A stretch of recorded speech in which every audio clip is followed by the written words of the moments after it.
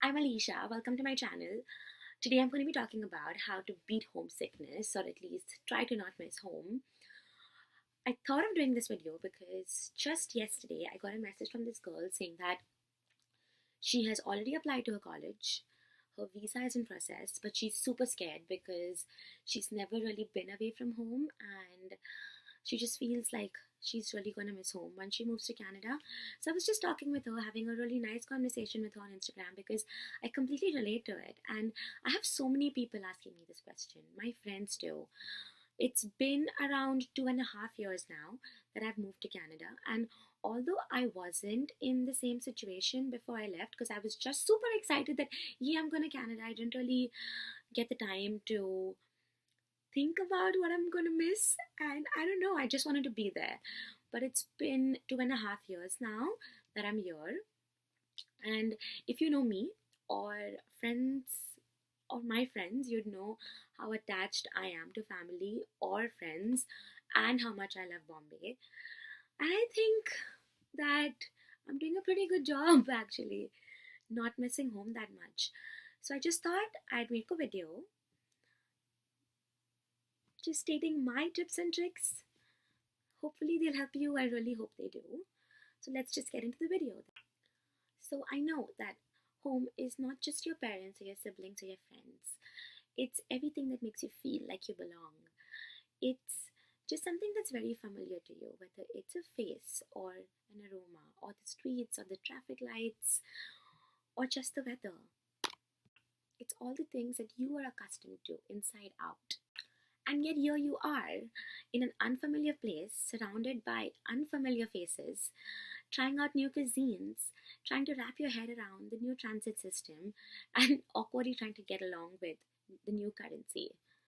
Remember though that you are extremely fortunate to get this opportunity. There are so many people who cannot even think about moving abroad.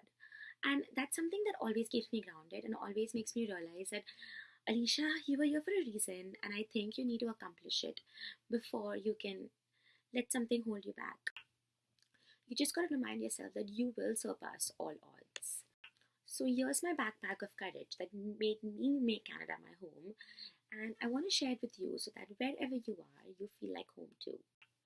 So one thing I recommend, and that's something I did, is research. I completely prepped up. Like I checked. I was making a homestay then when I just moved here.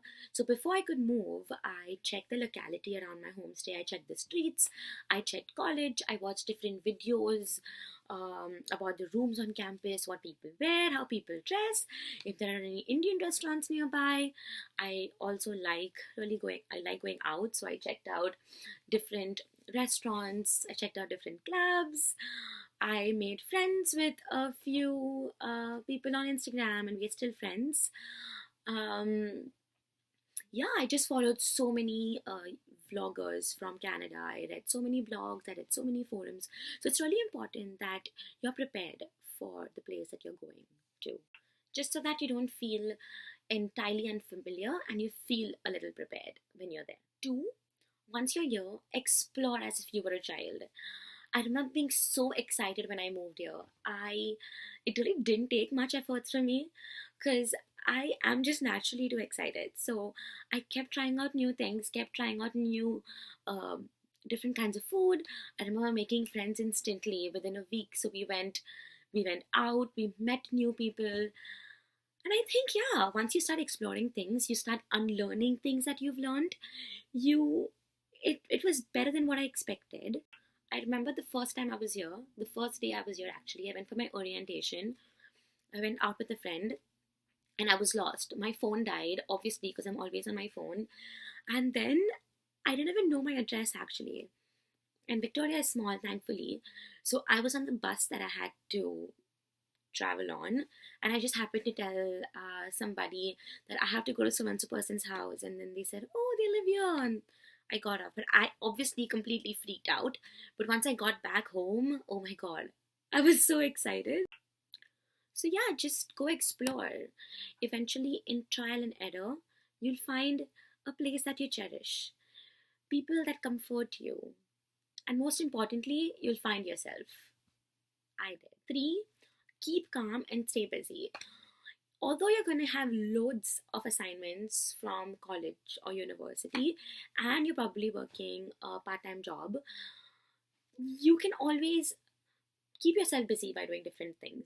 Make a bucket list of things that you want to do or places you want to visit in within 1 year. Document your life through a vlog, a blog, or a journal. I honestly thought that I'm going to do that, but I never got around doing it. And just join clubs at college or at university. That's how I got to know most people. That's how I'm probably working at school right now, so at college right now. So, and it's nice because there are cultural clubs and there are game clubs. So you just get to meet so many people. Plus, you're always busy because you're organizing different events and you're meeting new people. So even though you miss people at home, if you're busy, you're not going to sulk as much. You're not going to feel FOMO. Step 4, make yourself at home. You're probably going to be here forever. So remember all those Pinterest pins that you've been pinning about how you want your ideal room to look like or how you want your house to look like. Just do it. Go buy furniture that you like on a budget. You can decorate the way you want. Carol and I, that's my roommate, we had pictures of our friends and family that made us feel like home. So put fairy lights, just decorate it the way you want. Step 5, rebuild your support system. I think what helped me was not keeping the fact that I was homesick to myself. I told people about it because I was usually mostly friends with international students, so they understood. And even domestic students understand. So I told them about how I feel so homesick. And we spoke about it. We went out. I got to speak about my culture and my country. And they spoke about how it was growing up here and how they wish they moved abroad. And just like that, you'll keep meeting new people and people who feel the same way as you. You'll make close-knit friendships. You'll rebuild your support system. You'll make best friends out here. Friends that I've made out here are like family, and I don't think I can do without them right now. I miss them even when I go back home, like my actual home. So yeah, just have an open mindset and just accept people and talk about it. 6, use technology. What a time to be alive. If you miss somebody at home, you can always call them up. You can FaceTime them, Skype them, WhatsApp video call them, always WhatsApp them. Check out what they're doing on Instagram and Snapchat. So just make use of all those tools, and it's honestly not that difficult. You just start valuing that person even more. You start making plans on what you're going to do when you meet next. So yeah, just make use of the internet, make use of technology. Trust me, that works, and it's better because I think ever since I've moved, I know who my true friends are. I know the people I want to keep in touch with, people who want to keep in touch with me. I've just filtered down my friend circle, and I keep in touch with people who are extremely important to me.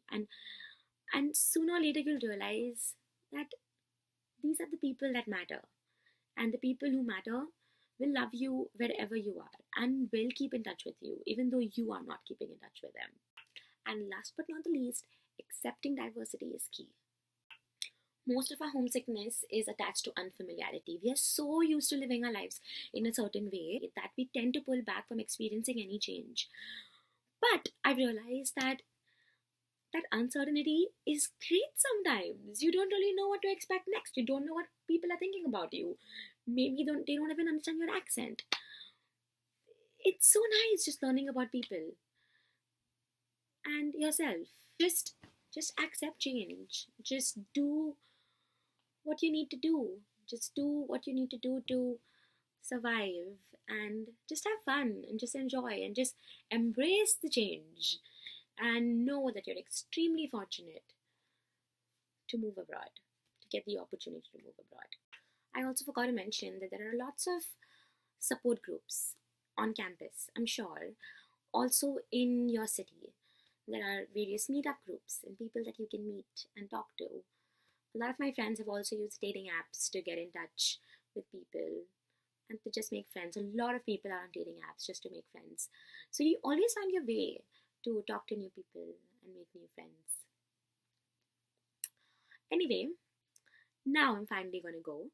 And if you found any value in this video, please give me a thumbs up and subscribe so that I know I'm doing a good job, please. And if you have any questions, obviously you can always message me on Instagram or on YouTube in the comments. Okay, bye now.